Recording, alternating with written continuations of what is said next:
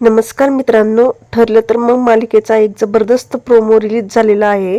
त्यामध्ये आपल्याला पाहायला मिळणार आहे की नागराजने आता त्याचा गुन्हा स्वतःच तोंडाने कबूल केलेला आहे. म्हणजेच त्यांच्या खोलीमध्ये आत सुमनने चोरून मोबाईल रेकॉर्डिंग ऑन केलेली असते आणि व्हिडिओ चालू करून तो मोबाईल एका ठिकाणी तिने लपवून ठेवलेला असतो. तर नागराज आता सुमनचा हात पकडून तिला रागातच सांगत असतो की 22 वर्षापूर्वी जो रविराज आणि प्रतिमाचा जो अपघात झाला होता तो मीच घडवून आणला होता, कारण दादाची ही करोडोंची प्रॉपर्टी सगळी मला हवी होती. तर आता हा व्हिडिओ इकडे अर्जुन आणि सायली त्यांच्या मोबाईलमध्ये बघत असतात आणि त्यांना आता प्रचंड राग आलेला असतो.